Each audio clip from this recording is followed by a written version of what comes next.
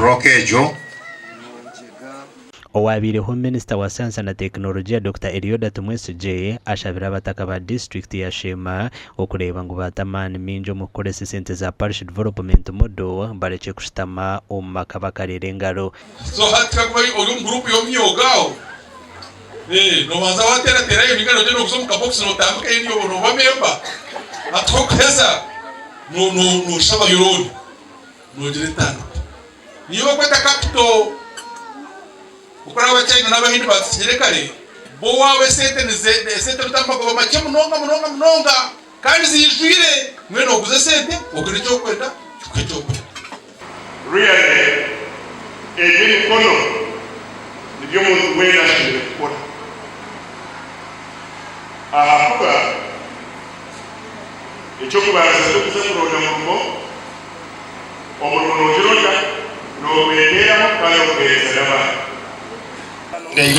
Abatura imburabure 20 bahereza imishomo y'eby'emikono muri okuteka ekiharani okukora sabuni amashoke hamwe n'ebindi aha Rwibare CDC Center kandi hamwe no gukora emigati cakes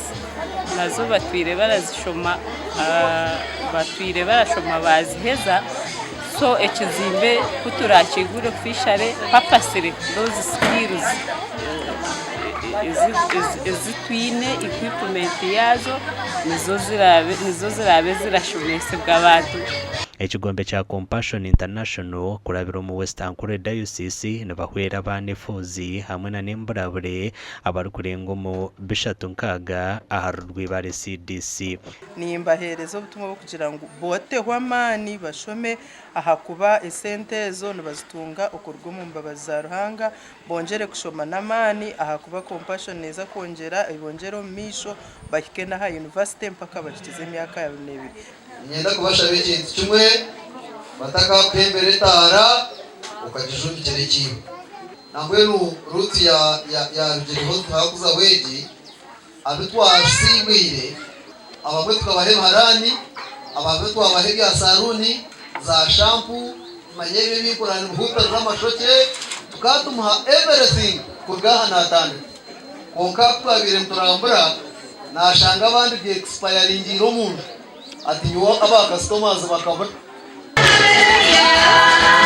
Ekigombe kya Compassion International nikikorera omwihanga ryona okwera abana bariko bimunonga abarukurugomaka gabakene kandi nanya binji bona nibambarona mu kishoko konka kubabura konganywa n'isima Ruhanga aha kontora no mbinji nanye gatungo mu kishoko.